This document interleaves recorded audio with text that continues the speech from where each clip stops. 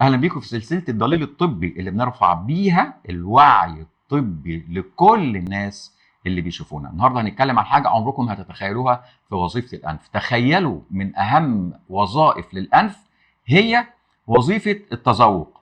ايه ده يا دكتور هشام؟ لا قول لنا الشم. لا، انا باكد ان الانف مهمه جدا في التذوق. ازاي؟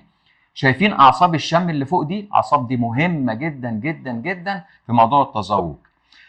انتوا عارفين اللسان هو المسؤول عن 4 حاجات بس بنتذوقها، اللي هي الحاجات المرة، الحاجات اللاذعة، الحاجات الحلوة، والحاجات الحادقة. 4 حاجات بس. امال بقية الحاجات اقول لكم اكبر دليل على كلامي ايه؟ اكبر دليل على كلامي ان انت جيب جوافة وجيب ليمون، واقطع الجوافايه واقطع الليمونايه وسد مناخيرك تماما، ولو انت عندك برد ولا هتعرف تفرق ما بين ريحه الليمون وما بين ريحه الجوافه، لان الجوافه والليمون لما بيتقطعوا بيخرج منهم حاجه اسمها روائح فياحه. الروائح دي هي اللي الانف بتميزها وبتميز طعمها ايه، سواء الطعم ده طعم جوافه او سواء الطعم ده طعم ليمون.